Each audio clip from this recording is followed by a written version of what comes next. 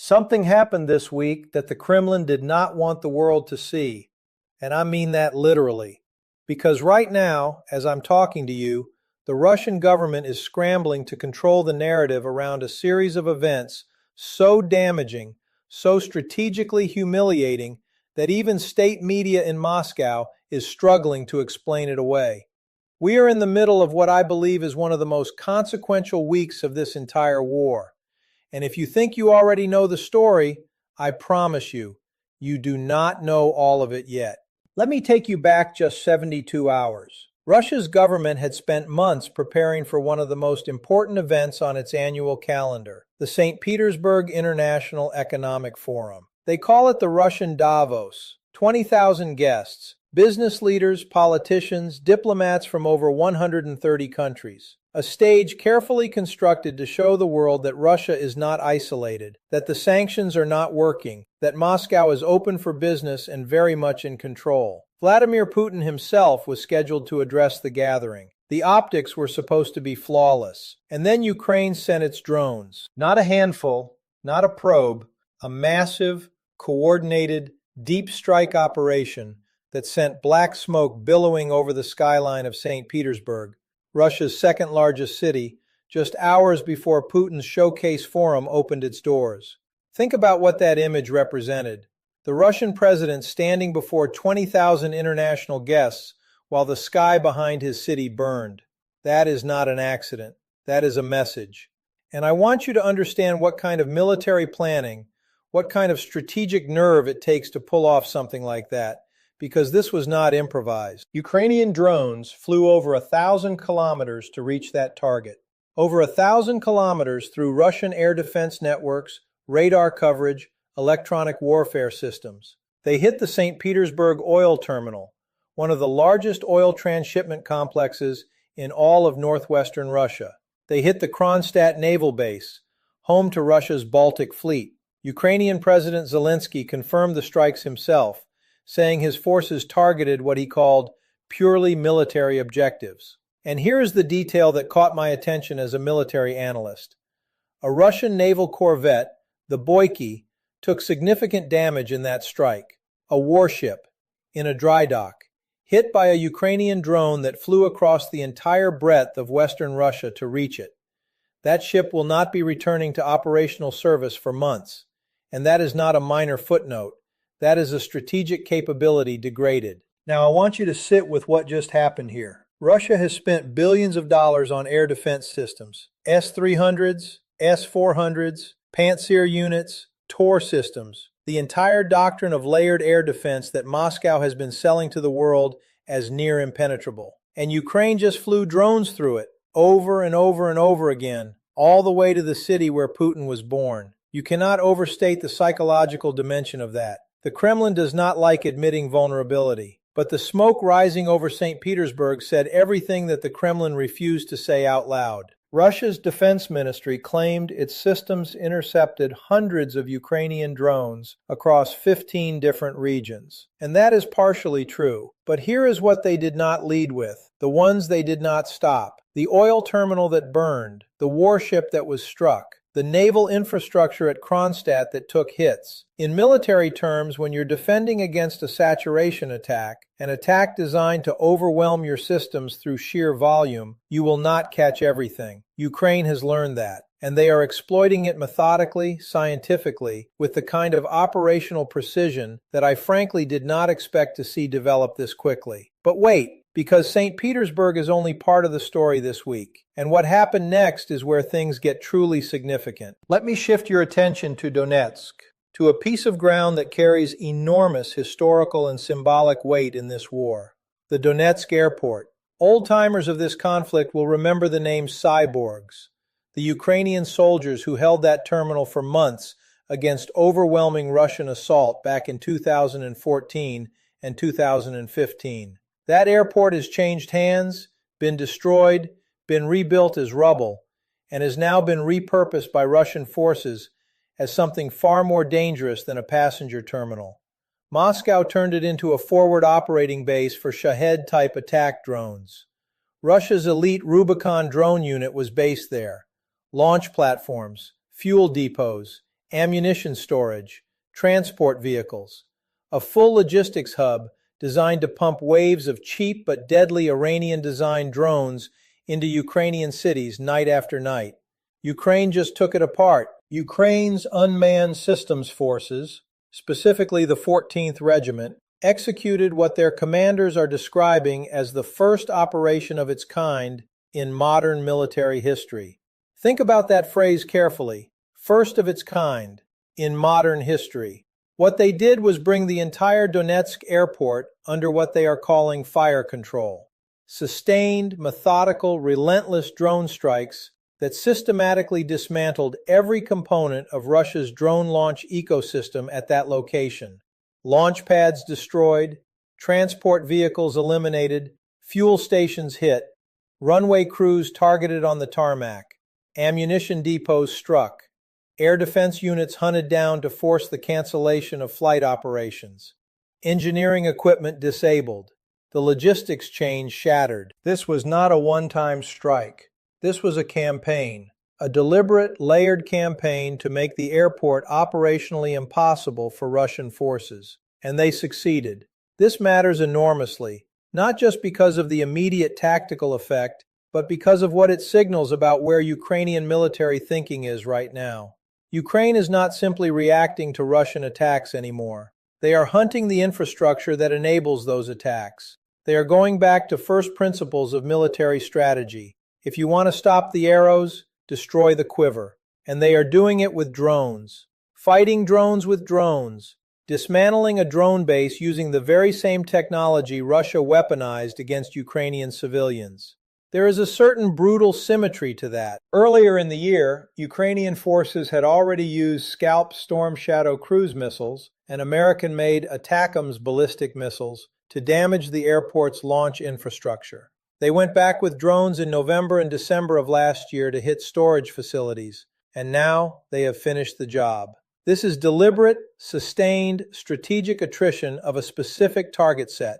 That is a mature military approach. That tells me Ukraine's commanders have absorbed serious operational lessons and are applying them with discipline. Now, I want to add something here that goes beyond the headlines. Something I think most channels are not going to tell you. When you look at the combination of what happened this week, the St. Petersburg strikes during SPIF, the Donetsk airport operation, the continued deep strike campaign that Ukraine is now expanding beyond 50 kilometers into Russian territory, what you are seeing is a coherent strategy beginning to crystallize. Ukraine is no longer just trying to hold the line. Ukraine is trying to make the cost of this war unsustainable for Russia from multiple directions simultaneously. Hit the economy, hit the oil exports, hit the naval power, hit the drone launch capacity, hit the international image, all at once, all the time. That is economic warfare, layered on top of military warfare, layered on top of information warfare. And it is being executed by a country that 4 years ago, many analysts, including some in Washington, did not expect to survive the first week of Russia's full-scale invasion. And here is where the diplomatic dimension of this week becomes absolutely critical. Because even as the bombs and drones were flying, something was happening behind closed doors that could define the next chapter of this war entirely. President Trump this week signaled that he believes a peace deal between Russia and Ukraine is close to being settled. His exact words, he thinks it is close. Now, I want to be very careful here because I have been watching negotiations and diplomatic signaling for a long time, and words like close can mean very different things depending on who is saying them and what they want the other side to hear. Trump has set deadlines before. He set a June deadline months ago. That deadline is now. And what we are looking at on the ground is not a ceasefire. It is escalation. Ukraine's open letter from President Zelensky this week was extraordinary in its directness. He challenged Putin publicly to meet face-to-face. He laid out the terms. He called on the Russian president to either negotiate seriously or stop pretending that Russia wants peace. Putin's response? He rejected the meeting, said Zelensky's tone was inappropriate, said there was no sense in meeting at present, and then continued the bombing of Ukrainian cities. What does that tell you? It tells you that Russia is not done yet. Not because the military situation favors Moscow. Actually, by several key metrics, Russia is bleeding badly, with personnel losses and equipment losses that no propaganda can fully obscure. But Putin is making a political calculation. He believes he can outlast the pressure.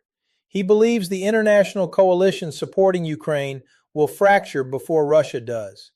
That is a bet he has been making since February 2022. And the question that defines this entire war is simple. Is he right? My assessment, and I say this based on everything I have seen over the past 3 years, is that Putin is miscalculating on a fundamental level. Not because Ukraine is winning every battle, Ukraine is not. Russia is pressing hard in Donetsk, pushing on Dobropilya, fighting inside the streets of Kostiantynivka, grinding forward in Vovchansk and the Kharkiv region.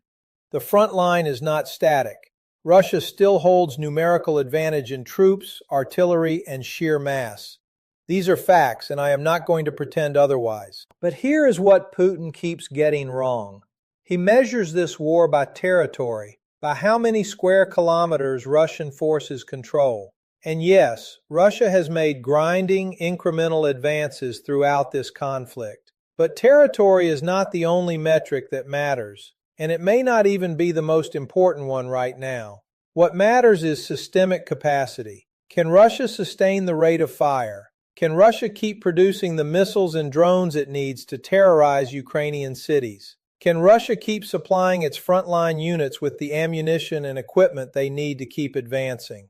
Because Ukraine is targeting all three of those pillars, simultaneously, relentlessly, and with increasing precision. The St. Petersburg oil terminal is not just a military target.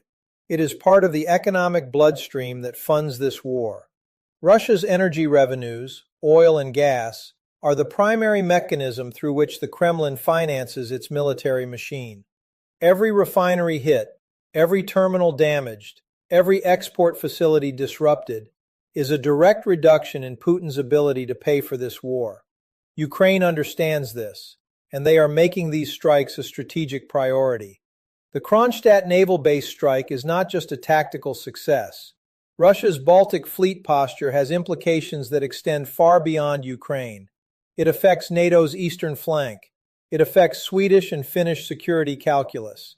It affects the pressure Russia can project against Estonia, Latvia, Lithuania.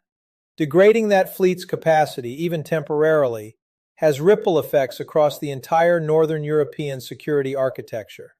This is the level at which Ukraine is now operating, and that deserves serious recognition. Then there is the massive barrage that preceded all of this. Earlier this week, Russia launched what Ukrainian air forces described as 656 drones and 73 missiles in a single overnight attack, directed at Kyiv, at Dnipro, at Poltava, Kharkiv, Zaporizhia. At least 22 Ukrainian civilians were killed. Dozens more were wounded, including children.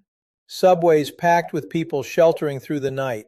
Families huddled underground waiting for the all-clear that sometimes never came.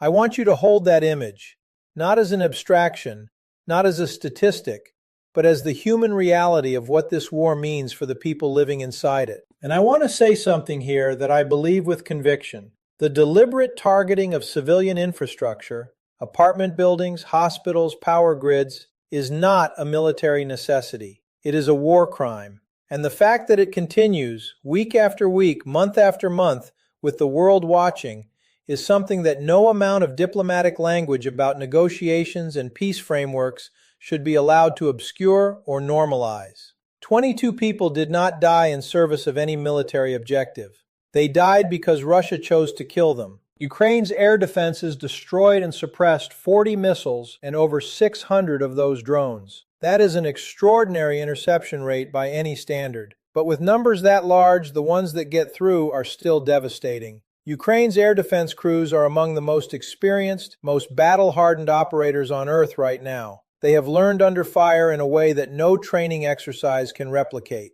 And yet even they cannot stop everything when Russia commits to saturation attacks of this scale. This brings me to the intelligence picture.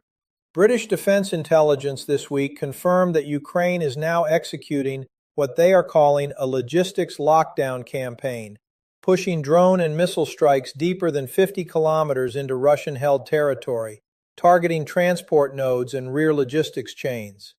The assessment notes that Ukrainian forces have developed what intelligence analysts describe as highly sophisticated, decentralized drone operations to eliminate Russian air defense systems during deep strike missions.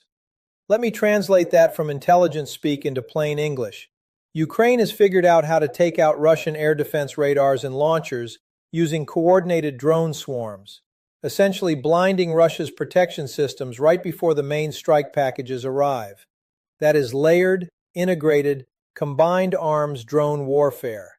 That is cutting-edge military innovation happening in real time on a real battlefield with real consequences. And here is the piece that I think deserves more attention than it is getting. Ukraine is now doubling its deep strike capacity past the 50-kilometer threshold. That means Russian logistics hubs, ammunition depots, fuel storage, command posts, targets that were previously considered safely distant from the front are now inside Ukraine's effective strike range. That changes the risk calculus for every Russian commander operating anywhere within that extended zone. It forces dispersal, it forces redundancy, it forces inefficiency. And inefficiency in a military supply chain at the scale Russia is operating costs lives, costs time, and costs momentum. Now I want to talk about something that almost no one is connecting right now, the prisoner exchange. 185 Ukrainian soldiers came home from Russian captivity this week. 185 people who had been held, in conditions that Kyiv says were brutal, got to walk back onto Ukrainian soil. That is not a small thing. That is not a footnote. For those families, that is everything. But I want you to think about what a prisoner exchange actually means in a conflict like this one. Both sides agreed to it. Both sides had to negotiate, coordinate, execute it. That means there are still channels of communication open between Kyiv and Moscow, even as the bombs fall. That matters for understanding where this conflict might ultimately end up. Negotiations, real ones, require exactly these kinds of operational contacts to exist, and they do. Even now. Macron is planning to meet Zelensky in the E3 format to structure future peace talks. Trump is signaling optimism about a deal. The Kremlin is rejecting direct meetings but simultaneously participating in prisoner exchanges. This is the contradictory, messy, complex reality of a war that has not ended and may not end cleanly, regardless of whatever framework eventually gets announced. Wars rarely do. What I want you to understand, what I think is the most important analytical point of this entire week, is that Ukraine is not a passive actor waiting for the West to save it. Ukraine is actively shaping the conditions of this conflict.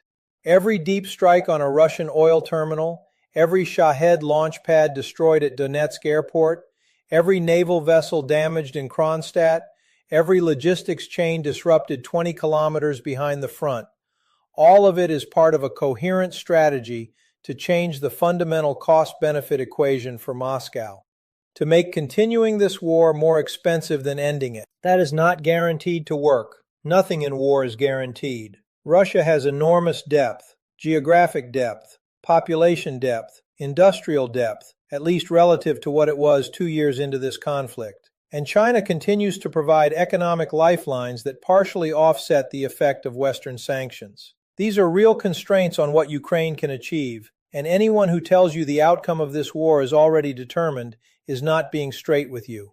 But this week showed something important. Ukraine's military has matured into something genuinely formidable. The country that was fighting for survival in the rubble of Mariupol in 2022 is now executing the first drone-on-drone base destruction operation in modern military history, striking oil terminals in a city that hosts Russia's largest international investment forum, damaging warships of the Russian Baltic Fleet, running a systematic campaign to lock down Russian logistics deep behind enemy lines. That is not the military of a country that is losing. That is the military of a country that is adapting, innovating, and fighting back with every instrument it has, even as its civilians die in overnight barrages and its soldiers hold impossible lines in the east. And Putin rejected the meeting. continued the strikes, told the world that Zelensky's tone was insolent, while the smoke from St. Petersburg's burning oil terminal drifted across the skyline of his showcase forum. I have been thinking about that image all week. 20,000 business people and diplomats from 130 countries sitting in the conference halls of the Expo Forum Convention Center, listening to speeches about pragmatic dialogue and stable futures, while outside black columns of smoke rose over the port that Ukraine's drones had just hit.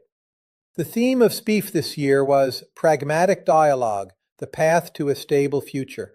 Ukraine sent its own message about what it thinks of Russia's path, and that message arrived with a 1,000-kilometer range, guided by coordinates, and it did not miss. This is where we are. The June deadline that Washington set is now. The diplomatic window is open, barely, and narrowing. The fighting is intensifying, not de-escalating. Russia is pressing in Donetsk. Ukraine is striking deep into Russia. Both sides are taking losses that are staggering by any historical comparison. And somewhere in the gap between all of that, there is supposed to be a peace deal. I am not going to tell you I know how this ends, but I am going to tell you this. What happens in the next 30 to 60 days may matter more than anything that has happened in the previous year of this war. The pressure on all parties, military, economic, diplomatic, is reaching levels that are genuinely unsustainable. Something is going to give. The only question is what, and for whom, and at what cost. Stay close to this story, because I promise you, the next development is already in motion,